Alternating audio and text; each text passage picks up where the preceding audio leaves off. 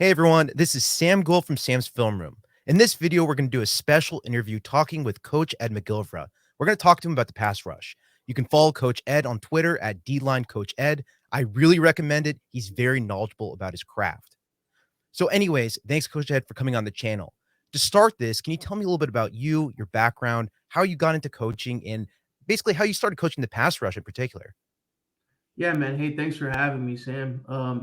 I started coaching junior college football out in Southern California in 2014, and I don't know how much you know about JUCO ball, but there's not a lot of resources for the guys. Mm, So in the off season, in the spring, in the summertime, I would take my free time and go out there with the defensive line, outside linebackers, and we would work on pass rush development, just overall mechanics of the game, and I took a love for it. I started seeing the development happen for my guys, and they ended up getting Division I offers, and 6 years later, I made a decision. I was like, man, I want to try to reach out to some agents and work with some pro mm. guys. And I think it's been a little over 2 years now, and I've had a lot of success. So I've just been lucky to be with some good guys.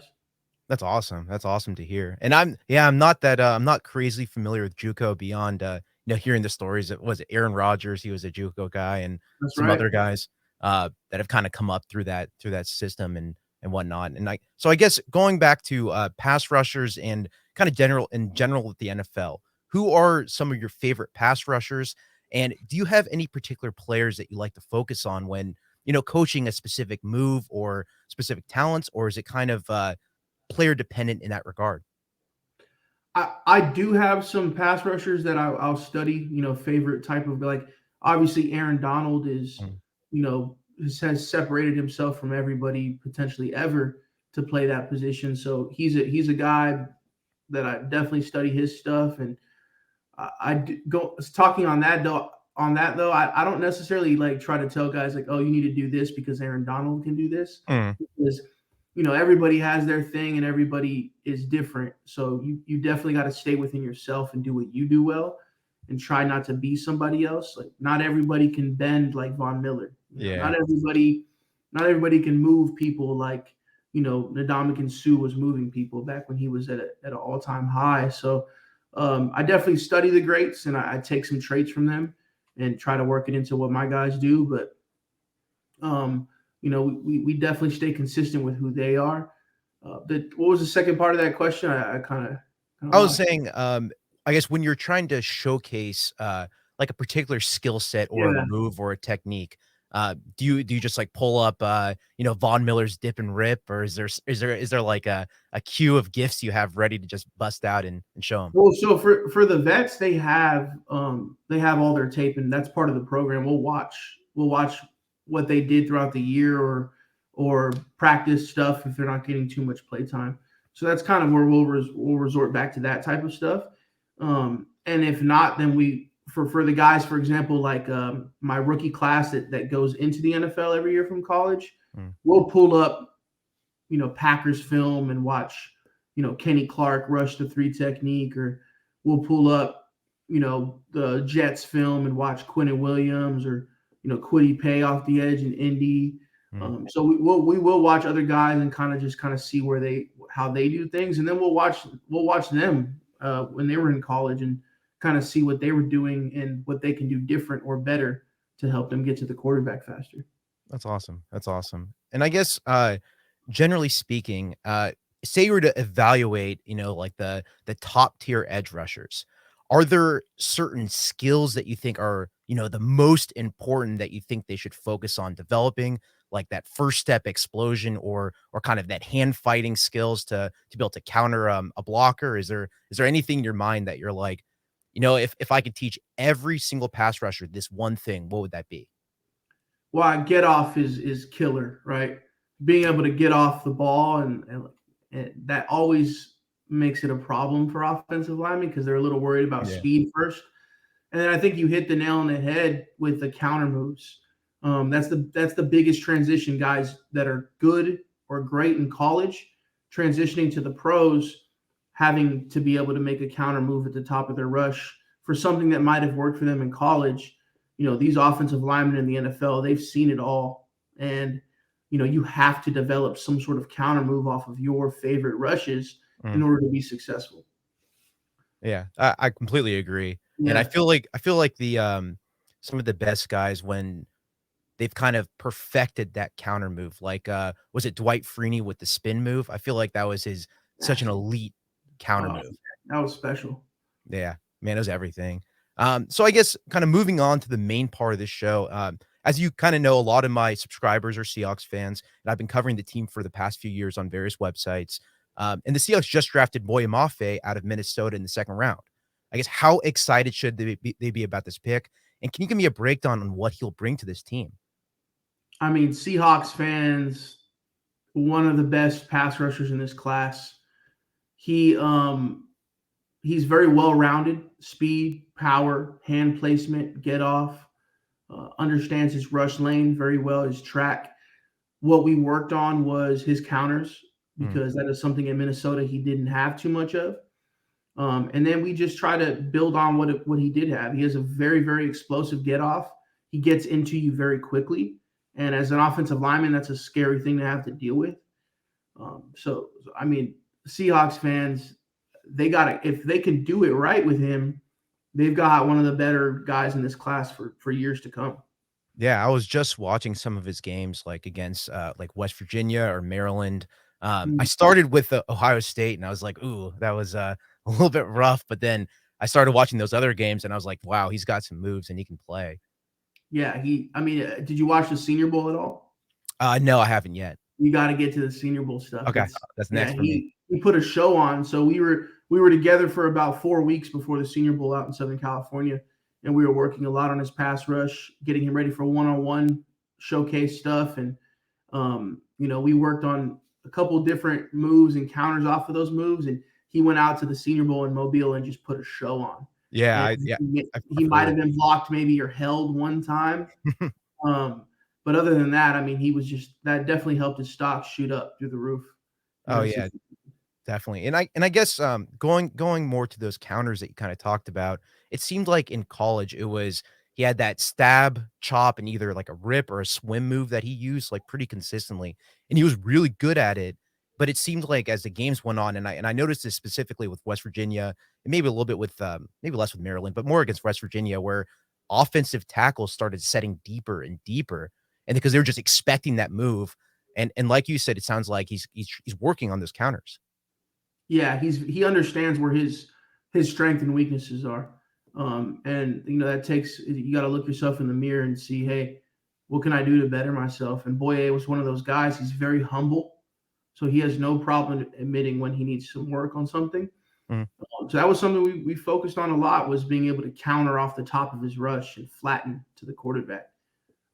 And I think he'll continue to work on that in Seattle, and he'll continue to grow with that because it's just a different game, man. When you get to the NFL, these offensive linemen are 34, 35 years old, and they've seen everything. So they're not going to be surprised. So you have to be very specific and detailed in your plan of attack. Yeah, I'm imagining him trying to face a like a Trent Williams or something where he's gonna see him twice Right, a year and right. face that speed, athleticism, and god, it's like nothing else. And I guess, so it seems generally from the Seahawks standpoint, it seems by some of the media reports that they're moving to more of like a base 3-4 defense as opposed to the 4-3 under that they've been kinda using over the last I don't know, ever since Pete Carroll got there. And I guess and it seems like Boye Mafe seems to be sliding to that outside linebacker spot. How do you think about his alignment or his scheme fit and how that fits in terms of this defense? I think he fits in well. I haven't seen too much of like what they're doing on paper or Mm, film, but I know he plays the stand up outside nine position. He's extremely athletic, so he can cover. He can get to the flat, to the hook. He can run with some running backs, some tight ends if he needs to. But I couldn't imagine a situation where, Coach Hurt says Boye drop back. He's going to let Boye go get the quarterback, and that's where he's going to be worth his money. So I could see him. I could see him being a great stand-up base guy over a tight end. But I think when those money downs come and it's third and long, mm. I think you just put him in that wide nine and let him go. Yeah, I'm 100% with you. I kinda noticed that, when it came to his run defending, it seemed like he could take on a tight end with good leverage, but when it came to kind of offensive linemen, his anchor was just okay. And I guess when you see I guess I know you coach the pass rush, but I guess do you also help them with the run defense and that kind of that skill set too? Yeah, we're very well rounded. I mean, for guys like Boye, he when he comes to me for a specific reason, his agent was like, "Hey, I need him ready for the Senior Bowl. I need him ready for the Combine." So it's not too much run centric stuff. Sure. But what I did notice with him is that he just needs a little bit better hand placement for Mm, those type of situations so he can anchor in. A lot of the times you have wide hands, wide elbows, thumbs are yeah. down, and you just miss with your hands, or you're late with your hands.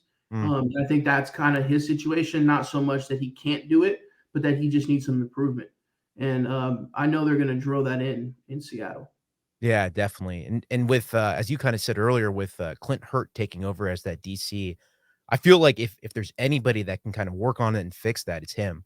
I remember going to one of his practices, this was probably 4 years ago, and man, Hurt was up in there yelling at Michael Bennett and Cliff Averill and getting them to do like, getting them to move differently, and I was just like, if there's one guy that can kinda control the locker room and get the most out of his guys, I felt like it was him. Yeah, Coach Hurt and I actually spoke a little bit prior to the draft. Just randomly, I trained a couple Seahawks guys, so we kind of knew each other that way. But he's an incredible D line coach. Everybody that's Yeah. had him loves him, mad respect for him. So he's in a perfect situation with him being the DC. He gets to go learn, that type of scheme from a guy that knows the position very well. So it's going to benefit Boye a lot. Oh, yeah, 100%. I think, in terms of overall improvements for Boya to get better, I think the main ones that I see a lot of scouts, and I kinda noticed this too with this film, is that he tends to do kind of a false step occasionally where, instead of just bursting off the line of scrimmage, he'll either be square and then he'll take a step backwards before accelerating forwards, and I just felt like the difference between his ability to penetrate and beat an offensive lineman was so drastically different when he didn't do that versus when he did that. I just kinda wanted to hear your thoughts about that, if maybe we're just seeing things as, kind of these armchair scouts and it and B, is it coachable? Is it something that he can just, we shouldn't even worry about that? Yeah, no, we saw it when we watched his tape together, and we saw it when we trained together, and it was something we drilled a lot, and he was able to, adjust for the Senior Bowl. But it's going to be something he needs to work on because that can become muscle memory in a sense if you do it Mm, for so long. When you get out there, you probably do it a little bit in the NFL, but it's not a problem. I would say it's more like a situation. yeah, Like it's very solvable, and it just takes a lot of emphasis on the coaching staff to be able to work with him on it. And a lot of guys in the NFL actually still have that. Some of the best rushers in the league that rush out of a stand up mhm, actually have a little bit of a false step, but they're so clever with their hands and at the top of their rush that they're able to make up for that. So I yeah, think that's kind of what Boye has been getting away with. I think the perfect world would be him correcting his false step and being able to flatten at the top of his rush mhm. would make him in that elite category. Oh, yeah, definitely, and, I noticed that there was, I can't remember if it was Maryland or Ohio State, there was one rush where, he did his, the standards, stab and chop, and then he flattened it 8 yards, and I was like, "Whoa, this dude's flexible. He can just penetrate into the He backfield." can bend. Yeah. Great mobility with the ankles for those edge rushers. Yeah. You talk about guys that can flatten, they got to be able to, their ankles have to be flexible, mobile. He's got good hips. You know, he's got so much to work with, and that's what's wild with Boye. It's like you would think like, he how good he is right now. It's like I want to see him in 3 to 4 years of development. Like we're talking, elite type of talent. Yeah. No, I'm 100%, and you can see those flashes on film, and I feel like Mhm. once he gets a little more consistent with that and getting rid of those false steps and working those hands at the top of his rushes, he can be so much better. I agree. I guess you mentioned, that the coaches will have to be working with him to kind of help him break that habit and work to get rid of the false steps. I guess, are there certain drills or are there certain, is it more like a mental thing? I guess if I'm his coach, what am I telling him to do to, to help him get rid of it? It's a good question. I think it depends for everybody learning different. But Mm, some guys, it just takes more reps, just more muscle memory. Not sure what he was doing at Minnesota. I don't know, but there's definitely drills to fix it. There's a lot of ways to fix it. There's small cues that he'll be able to see Kia get off a little better at this level with the coaches that are with him. So I don't think it's too much to dig into with him. I think it's almost like one of those things where he's so good, you got to find things that will kind of make him not as good. Yeah, I got you. I got you. Yeah. So, all right. So, sack predictions. Everybody loves the sacks. Everyone loves sacks versus pressures. I guess, what is your prediction for his first rookie year sack numbers? Um, I'm not a, you know what, for the sake of the show and everything, I'm not Yeah, a, just for the show. We're not going to hold you to this. but I could see him hopefully hitting anywhere from 4.5 to 6.5 sacks. I think that Yeah, I would was be going a to say, productive year. I was Um, going to say, I was going to guess 5 to 7. So, like, I feel like we're in the same page in that. yeah, it's really rare you're seeing rookie edge rushers able to put up 8, 9 sacks. Like one of my guys, Jalen Phillips, with the Mm, Miami Dolphins. Like he put up a very very good rookie year. I mean, he had 8 sacks, 8.5 sacks, I think, as a yeah. rookie. But that being said, 5 of them came in 2 games. It Right. was back to back. He went 3 against Carolina and then 2 against the Giants. So it was like kind of that situation for him. It was a little bit of lucky with good, where he played against some average to bad O lines and he took advantage. Yeah. So if that's a situation with Boye, if he's going against some tackles that maybe shouldn't be trying to block him, he's got to take advantage of those games. And Mhm. I was actually just on the phone with one of my guys for Indy, Quiddy Pay, he was like a Pro Football Focus All Rookie team. I think he had Mhm. 4.5 sacks, I want to say, and he missed 3 or 4 in one game against the Jets. So that 4.5 could have easily been 7.5 if he would have finished some tackles. So um, it's anywhere from 4 to 6, I would say, is a phenomenal year one for him. More so than anything, I'd love to see him just continuously get better Mhm. throughout the year and not hit any sort of wall. Gotcha. Are you going to be working with him throughout the year, or is it more like an off-season training program? For the rookies, it's usually more off season, Okay. guys that are transitioning. Once they get, they kind of get their routine down, figure out that kind of stuff, then some of the guys will come to me. I have some guys I consult for year round. Mm, We watch a lot of film together. They'll fly me out um, to work with them during OTAs or summer, something like that. But I think he will be back with me in July for about a week. okay, that's awesome. That's awesome. Yeah. I saw this is on Twitter. I remember seeing that someone like Trayvon Diggs or somebody like that said that interceptions are more difficult to get than sacks. I think you saw that, and I guess what's like your initial reaction to that? I'm like, duh, like, yeah, like, of course, like it's an interception. The ball has to be thrown, to you, which is not that often if you're a good corner. Yeah. But I mean, like you can't compare the two, apples and Right. oranges. Like it's so hard to get an interception in the NFL, and some of them are thrown right at your face and you drop them.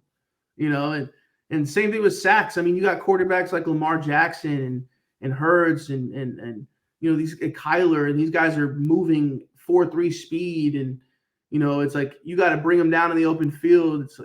It's a very hard thing to accomplish. So I think both should be celebrated equal. Mm. And I just don't see the comparison. I laughed when I saw. I was like, what? I was like, okay. Yeah, I know some places like Pro Football Focus, you mentioned that earlier.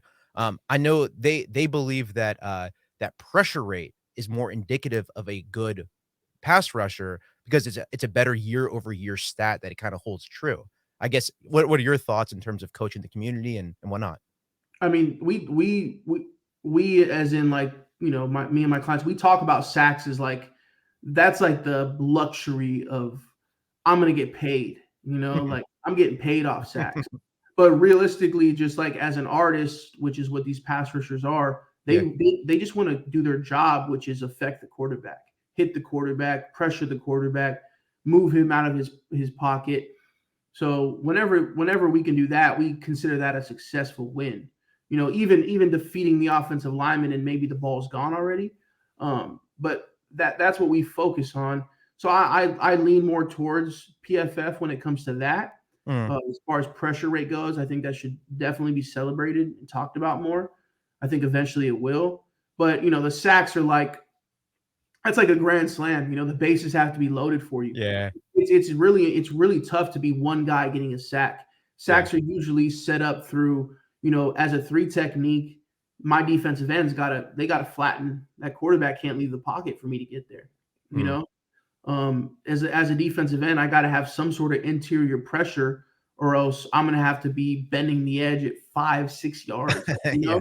So they go hand in hand, and defensive line groups they know that. I gotcha, I gotcha. And I'll ask you my final question before I let you go. Who is your favorite pass rusher of all time? Ooh, of all time, Mm, the poster you boy know for what? pass rush for you. For me, it's Julius Peppers. There you go.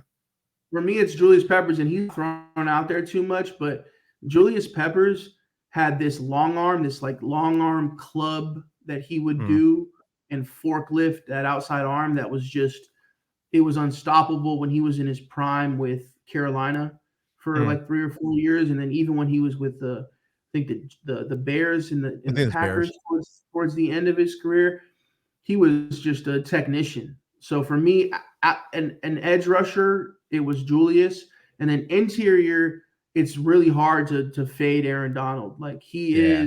he is an alien. He is one of a kind. Like he's not from Earth. What he does at 6 feet, 260 pounds, doesn't make any sense. And I've worked with the Rams for this is like year 3.5, 4 years now. We're working with guys on the Rams, and I've gotten close to a lot of my clients on the Rams. The way they talk about AD is as if he arrived from a spaceship. So, Even inside the facility? oh yeah, like he is. I've been over there a bunch, man. I'm close just because when the Rams moved, I live in Thousand Oaks, Okay. so the Rams when they moved out here, they're in Thousand Oaks. So it was just a picture perfect situation.